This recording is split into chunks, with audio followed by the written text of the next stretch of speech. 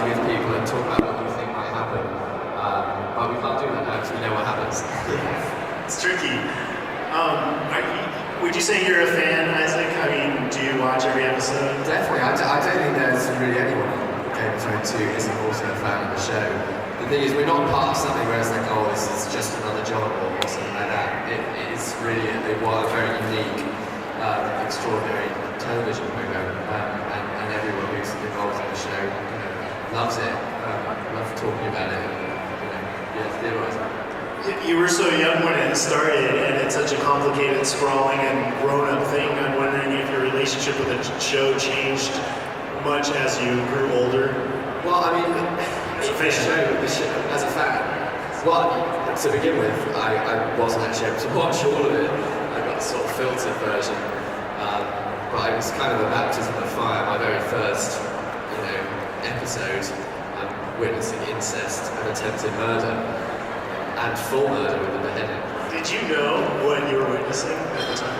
Yeah, no, you do. I mean, the violence actually really wasn't a problem because when you're on set, you see that it's all made up. You see the decapitated heads. You're like, oh, that's cool.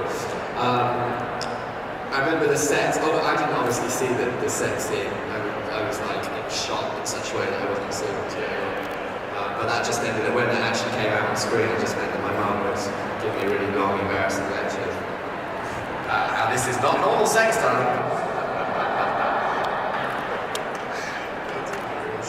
I want to take this opportunity, since we have a Night King here, they're so mysterious, and I wonder, playing the Night King, did you need to understand his internal life?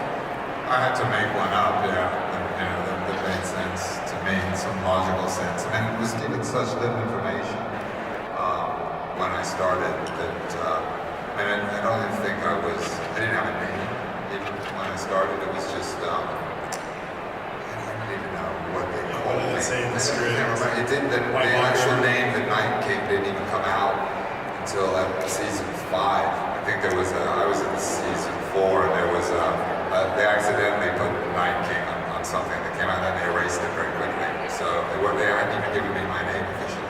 So I had to create the whole history and then kind of tweak it as I went along, as I learned more and more.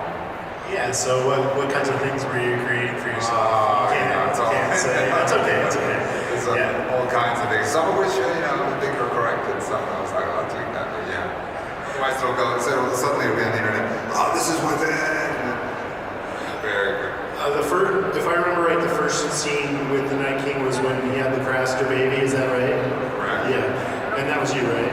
Was. So, how was that to film? How many takes? It was good, a lot, and the baby was tricky. Was as we'd say. It was a little boy, a big little boy, but not a happy little boy, crying a lot. And the problem is I had fingernails that were, like about out to here, and I had to somehow touch very gently right next to the baby's eye. And the baby's like this. So I'm literally shitting myself thinking I'm going to blind the baby on my first day on Game of Thrones. Like that, but luckily it worked. And then what do you think when you shoot a scene like that has some CGI and you get to watch it? How does it feel to see it? It's amazing how little CGI there was. There was, we had some ice things, a few things, but when I look back at it, and I look at it, it was, surprisingly less CGI than I thought there was going to be. There was some fake things here and there, but surprisingly, a lot of it was, they used kind of fake ice sculptures we had around. A lot of it was actual practical things.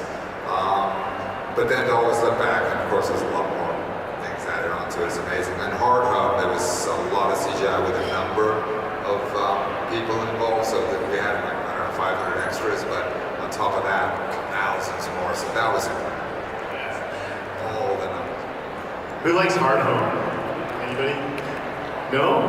Hard Home? With all the zombies, the whites? That's one of my favorite episodes, yes. So that's what I was going to ask you. That's a meme with you with your arms outstretched, and it says, "Come at me, bro." Have you seen that? When you were doing that, you were raising the dead, but did you think of it kind of like that, kind of a gesture too? Yeah, towards Jon Snow. Yeah, definitely. It was like, just look at this one. I better not swear because basically, yeah, it was, and I'm glad it came across like that. Yes, absolutely. Okay, let's move on to Kristian. So, Kristian, I'm sure you've been asked this many times, but Probably. Yeah, so many things. This is probably the one that you get asked all the time, so I'm sorry, but I want to know what was it like for you when you first found out Hodor's origin story, and had you thought it would be anything like that? I mean, I had no idea Hodor's fate or why he said the word Hodor right up until the end, really. I found out at the same time as all you guys when we got the script. But it just completely blew my mind. I was pleased. I loved the character Hodor. I sort of fell in love with him after a few years, and I was just pleased that he got such a satisfying ending, and he got to play such an important part in the storyline. So I was very pleased, and also sad, obviously, to be leaving my friends, but I was very happy with how they did it. It's so elegant. I mean, they must have had it in mind the whole time, right? Do you know if they had that origin for him? They did. Yeah. I'm not 100% sure, but I believe it is. That came from George, do you think? Or? Yeah. That's great. Yeah, that's foreshadowing to the max. Years. Yeah, No years one would have ever figured that out. So, I mean, what did you think was going on with him? Why was he saying Hodor all the time? Well, I had a couple of theories, but most of which I stole from the internet from you guys. That he was one of the lost Clegane brothers, who got like Sandor, Hodor, Gregor, and the mountains, like he's a bit of a shit, and he was cruel to the other guy, and he could have bashed his head in. Who knows? There's a theory. Anyway, but yeah, that was what I sort of subscribed to most, but I was completely wrong, clearly. I like it. So, between the two of you, how would you describe what happened there? I've got a great way of describing it. Should I hold that? Is that it? Yeah. Okay. Thanks, Andy. I hear you. Do you ever just scream out, hold the door for fun these days? Not unless there's money involved. Seriously, guys. People do it to me, so it's okay. I can cope. It's been a little while since I saw it, but it seemed like Bran had projected himself into the past, and he worked into... I mean, I'm to this day not entirely sure of the exact physics of it, I suppose. Yeah, that people often ask me for like a real physical and metaphysical description of what happened, and I have to say, it didn't actually really happen. I don't really know what happened. I think it was like a sort of time loop. Yeah, as I understand it, a feedback thing. I guess Bran was somehow walking into modern day Hodor through Hodor in the past, but the thing is, it's paradoxical. It doesn't make sense because it's a big time loop. The very nature of it means that it's impossible. So there's not really a definite answer as to how it works. It's kind of what we refer to in the film industry as fudged. Now this is kind of a dark question, but do you feel like Bran should take some responsibility for what happened to Willis? Well, at the end of the day, it was Bran's fault. Made to do it. It was a result of his hubris, thinking he could handle going into this vision alone. So in that sense, I suppose that is Bran's fault, but there was no malicious intention behind it. But then if you look at it from the perspective of the Three-Eyed Raven, it had to happen. It's part of destiny, it's part of, Hodor's timeline, it's part of Bran and the Three-Eyed Raven's timeline, and the way the Three-Eyed Raven would look at it, and does look at it, is that had to happen, that's how things go. And also, if I had to blame one person in the scene, it'd probably be Mira. Because she's the one who says, hold the door, and then leaves me there. Yeah, I'm in a vision. Yeah, Actually, I know, but yeah, I think it was her fault, really. think Hodor had some kind of an idea of where things were heading? Did he have an inkling? Did he know completely? Not really.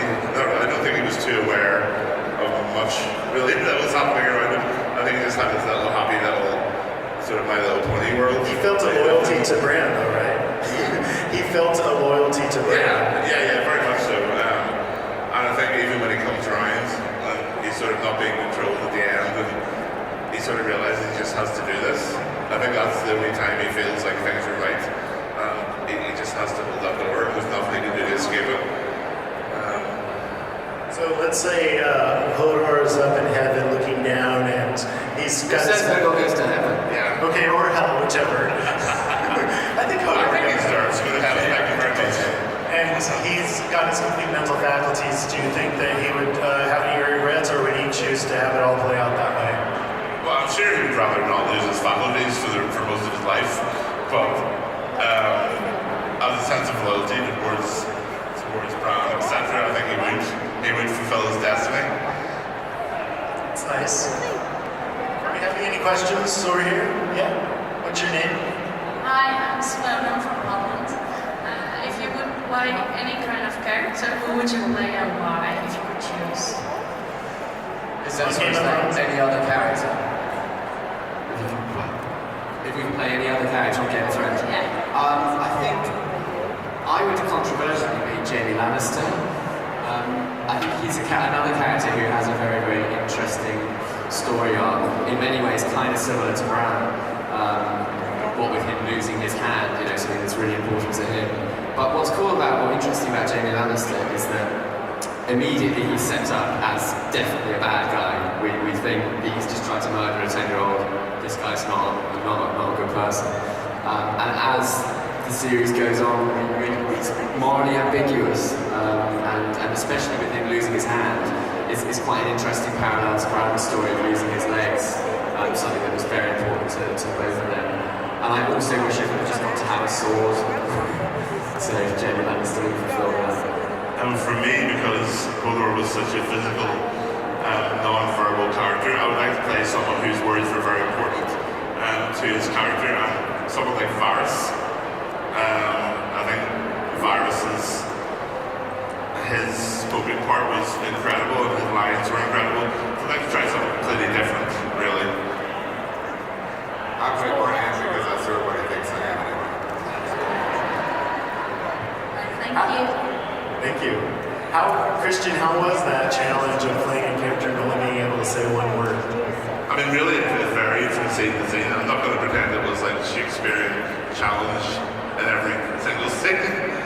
Some of it was very easy, and some of it was quite complicated, really. And I remember we had that season break, and we were off. I think it was season 5. Yeah, we weren't. I just assumed it would be so easy to snap back into character after being away for a year. I found it really hard. It was really hard to get back into character, and I had to really sort of revisit the place I went to in my head for Hodor. So there definitely was a process to it, but as I say, not everything was difficult, but it was unique. Definitely a unique challenge. I'm thinking of Groot. That's the only other. Groot? Yeah, nothing to Hodor.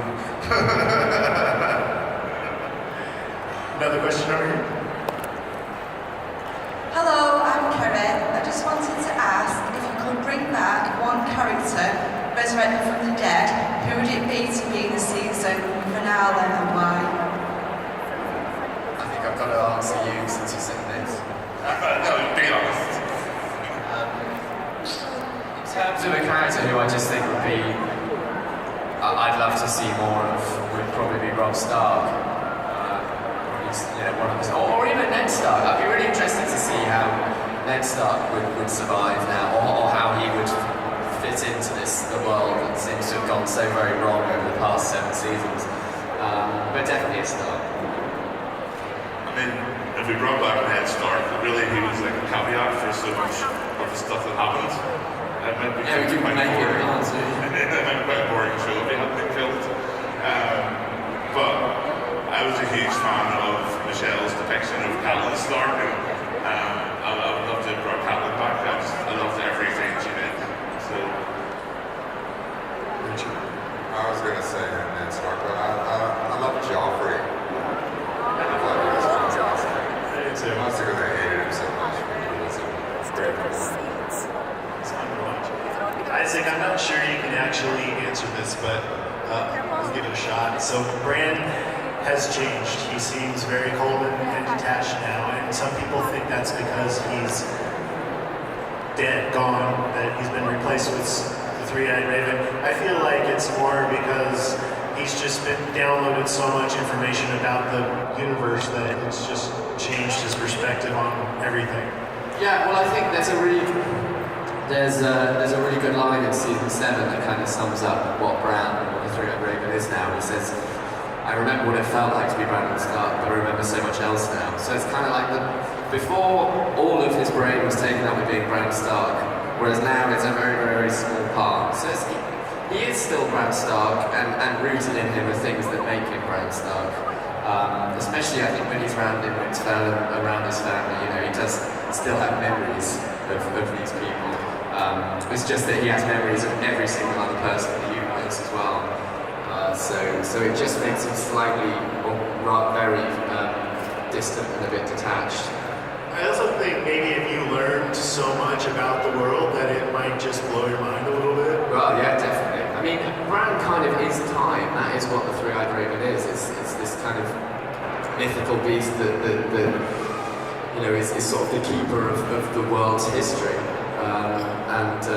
And so I don't think there's much room there to have someone with, you know, being jolly or full of emotion or chatty. You know, you kind of just are an entity.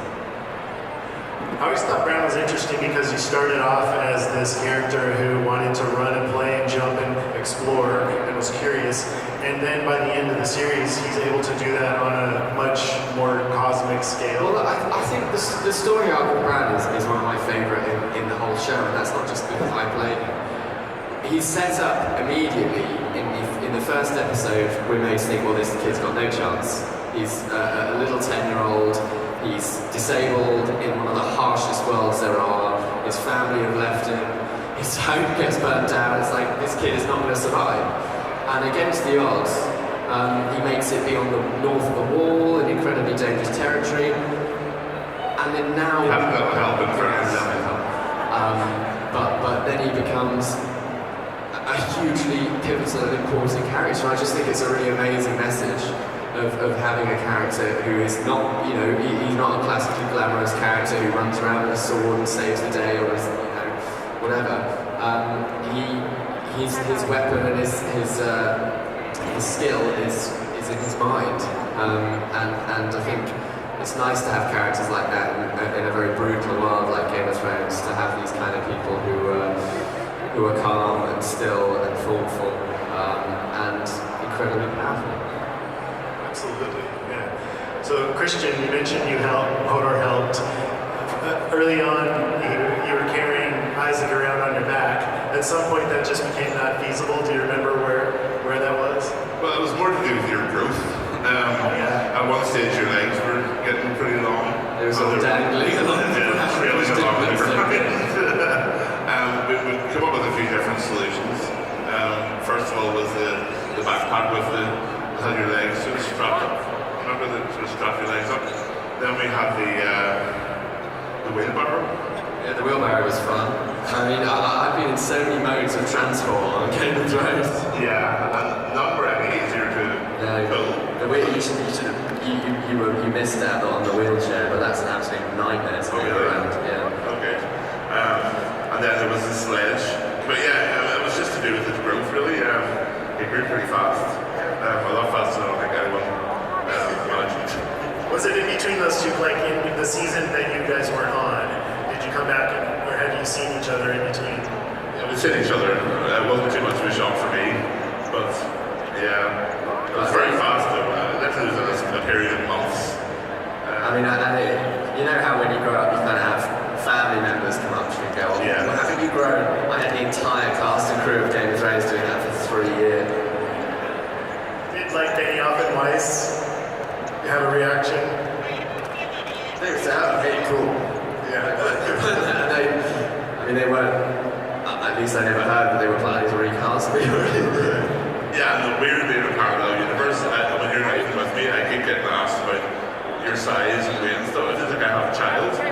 know, is he getting big? And I'm like,